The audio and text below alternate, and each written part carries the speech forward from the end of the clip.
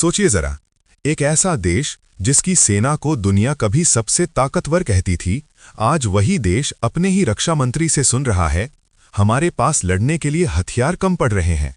और सवाल सिर्फ ये नहीं है कि पाकिस्तान हार रहा है या नहीं।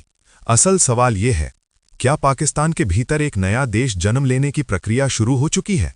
और क्या इस पूरे खेल में कहीं कोई बहुत बड़ा ग्लोबल मास्टरमाइंड बैठा है? आज की ये कहानी सिर्फ पाकिस्तान या बलूचिस्तान की नहीं है। ये कहानी है खनिजों की, महाशक्तियों की और उस साइलेंट वॉर की जो बिना ऐलान लड़ी जा रही है। जय हिंद दोस्तों, आप देख रहे हैं इंडिया अनफिल्टर्ड और आज हम उस मुद्दे पर बात करने वाले हैं जिसने इस पूरे रीजन की जियोपॉलिटिक्स को हिलाकर रख दिया है।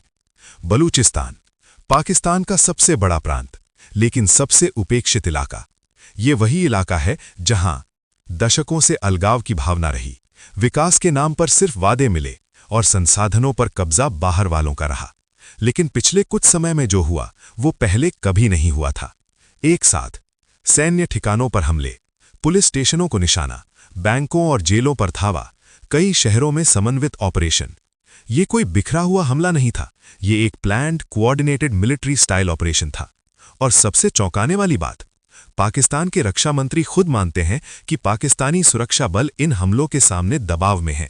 ये स्वीकारोक्ति अपने आप में ऐतिहासिक है, क्योंकि जब कोई रक्षा मंत्री ये कहे कि विद्रोहियों के पास हमारी सेना से बेहतर तकनीक है, तो इसका मतलब सिर्फ एक होता है, खेल बहुत आगे निकल चुका है। अब यहीं से कहानी दिलचस्प हो जाती है। बलूच लड़ाकों के पास advanced assault rifles, night vision devices, thermal weapon sights, modern combat gear, और ये सब सस्ता नहीं है। एक लड़ाके का गियर हजारों डॉलर में नहीं, दसियों हजार डॉलर में आता है। अब सवाल उठता है, इतना पैसा कौन दे रहा है? इतनी आधुनिक टेक्नोलॉजी कहां से आ रही है? और सबसे अहम, ये हथियार बने कहां के हैं? खुद पाकिस्तान के रक्षा मंत्री के मुताबिक इनमें से ज्यादातर उपकरण अमेरिकी मूल के हैं। अब यहीं पर कहानी सिर्फ बलूचिस्तान की नहीं रह जाती, ये कहानी वैश्विक रणनीति की बन जाती है। अब एक और तथ्य जोड़िए, इन बड़े हमलों से ठीक पहले अमेरिका ने बलूचिस्तान और आसपास के इलाकों के लिए हाईएस्ट ट्रैवल वार्निंग जारी की, डू नॉट ट्रैवल, लेवल 4। अब सोचिए, पाकिस्तान की सेना, पाकिस्तान की खुफिया एजेंसियां, पूरा इलाका निगरानी में, लेकिन हमले से पहले अलर्ट अमेरिका को मिल गया। ये इत्तेफाक है या संकेत? इतिहास हमें सिखाता है कि अमेरिका सीधे युद्ध कम ही लड़ता है, लेकिन परिस्थितियां बनाने में माहिर है। अब असली परत खोलते हैं। बलूचिस्तान सिर्फ जमीन का टुकड़ा नहीं है, ये मिनरल गोल्ड माइन है। यहां मौजूद हैं copper, gold, lithium, cobalt, rare earth minerals. और आज की दुनिया में rare earth equals power. EV बैटरियां, defence systems, green energy, advanced electronics, सब कुछ इन्हीं पर निर्भर है। आंकड़ों के मुताबिक पाकिस्तान की कुल खनिज संपदा का बड़ा हिस्सा बलूचिस्तान में है। संभावित मूल्य ट्रिलियंस ऑफ डॉलर्स। और यही वजह है कि चीन ने सीपेक के जरिए यहां दाव लगाया। अमेरिका ने माइनिंग और रिफाइनरी प्रोजेक्ट्स में दिलचस्पी दिखाई। लेकिन समस्या ये है, विदेशी कंपनियां सुरक्षित नहीं हैं, हमले लगातार हो रहे हैं, चीन पीछे हटता दिख रहा है। अब सोचिए, अगर ये इलाका पाकिस्तान के नियंत्रण से बाहर जाता है तो किसका फायदा होगा? बुक 5, अगर पाकिस्तान टूटता है तो?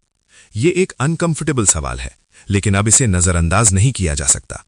अगर बलूचिस्तान अलग होता है, पाकिस्तान कमजोर होता है, चीन का प्रभाव घटता है, तो रीजन की पावर डायनामिक्स पूरी तरह बदल जाएगी।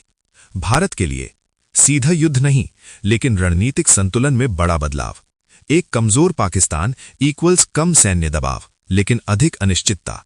और यही वजह है कि भारत को भावनाओं से नहीं, शांत दिमाग से इस पूरे घटनाक्रम को देखना होगा।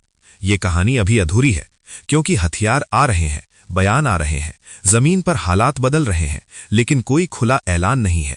सब कुछ साइलेंट मोड में चल रहा है, और यही आज की जियोपॉलिटिक्स की पहचान है। तो सवाल ये नहीं है कि पाकिस्तान हार रहा है या नहीं, सवाल ये है, क्या दुनिया एक और नए देश की तैयारी कर रही है? क्या खनिज आने वाले युद्धों का असली कारण बन चुके हैं? और क्या ये सब अभी सिर्फ शुरुआत है? जवाब शायद आज नहीं मिलेगा, लेकिन संकेत बहुत साफ है। मेरे प्यारे साथियों, जहां आप मुझे सुन रहे हैं उसके नीचे एक सब्सक्राइब का बटन है। उसे दबाने में कोई पैसा नहीं लगता, सिर्फ 2 सेकंड लगते हैं, लेकिन वही 2 सेकंड इंडिया अनफिल्टर्ड के लिए हौसला बनते हैं। अगर आपको ये विश्लेषण उपयोगी लगा तो वीडियो को लाइक करें, शेयर करें और इंडिया अनफिल्टर्ड को सब्सक्राइब करें।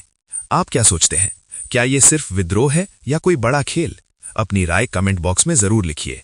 जय हिंद।